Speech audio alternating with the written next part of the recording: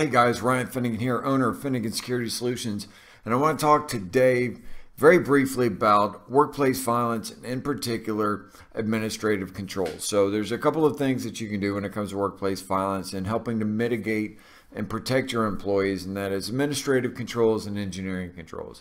Engineering controls cost money because you're physically either, you're adding cameras, you're adding a badging system, you're adding glass or new counters which give you standoff distance. But today I want to focus on administrative controls, which are some of the most simple and least expensive you can do because it deals with changing policies and procedures and how you do business. So first and foremost, the most important thing that you can do in your administrative control is training your employees. Your employees are the backbone of your organization. Right? Your volunteers, if you're a volunteer, if you're a nonprofit, they're the most important, backbone part of your day-to-day operations. So why wouldn't we want to invest in them? And investing in them is investing in their training, right? Whether it is them taking self-defense training and really understanding how to defend themselves, because the key part of workplace violence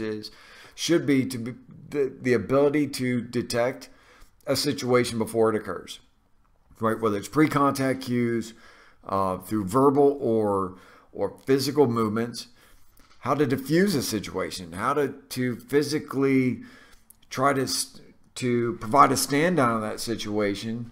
And then if worst case, if all else fails and there is no other option to do, is how to successfully defend themselves to be able to create space to get out of immediate danger, right? Without that, right, the rest really does nothing for you. All your engineering controls and spending money on a camera system is going to do nothing but record it. All right. So some of the other things that you can do, right, procedurally is have a method, and there's an OSHA standard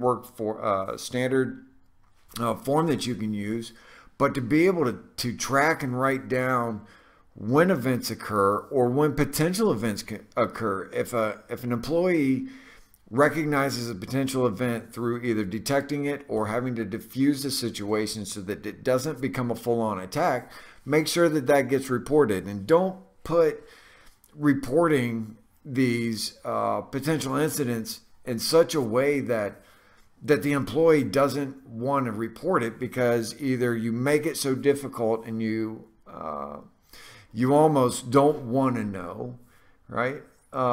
Or there's some form of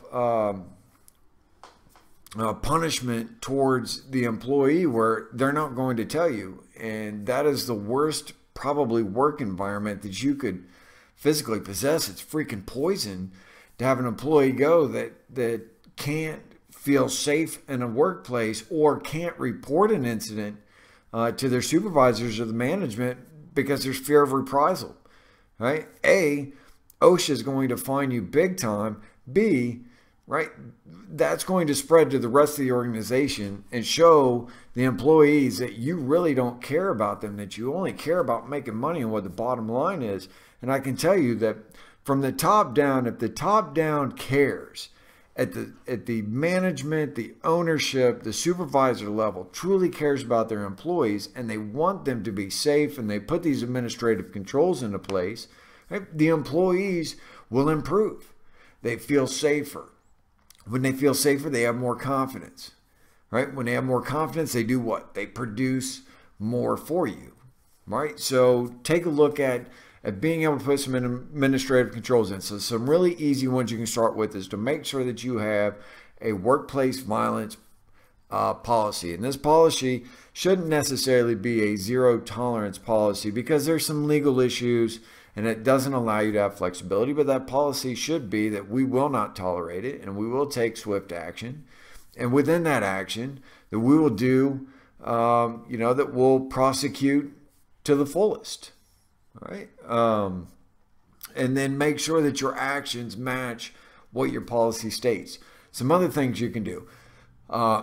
Ensure that you have the appropriate staffing, so an employee isn't working by themselves. If you're in an industry or a part of town, or depending on day or night, that I don't have an employee working alone, especially during the hours of darkness, because this is the easiest way if somebody's going to attack that they can get out and use the cover of darkness to be able to try to evade the responding police. So I want to have a two-person rule if possible. Excuse me. I also want to implement the buddy system. So if I'm walking to my car, especially during the hours of darkness, is have two people go out at all times. If you can't afford to do that and you have a security guard, have a security guard escort them out or stand in the parking lot to be able to see. All right. So that really doesn't cost you anything if you've already got a security guard. Some other things that you can do, especially if you're in the social work industry or you're in the home health care, or you're an Uber or a Lyft driver, right, is a check-in and check-out system so that when I leave and I arrive at that residence, right, I'm calling and notifying somebody that I'm there.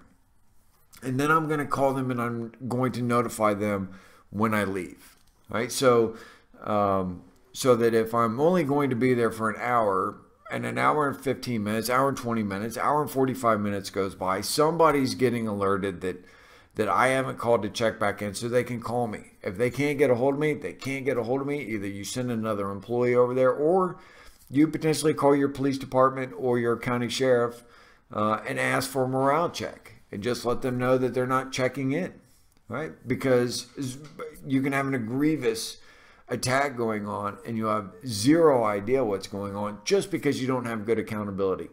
Some other things that you can do is just to simply let everybody know in the organization, what is going on. If you have an event coming up that could be dangerous, or you're going to expect a lot of people, whether you're a bar or a restaurant and you have an event coming up, ensure that everybody knows here is our safety protocols for that event. So there isn't a lot of money that's put into that. If you're in the healthcare industry, if you're working in a hospital and you're dealing with a potentially violent client, right, whether psychiatric or an emergency care, you want to see them somewhat in the open, right? I want to take at least two personnel in with me when I address them or when I go in with them, right, so that I'm not alone.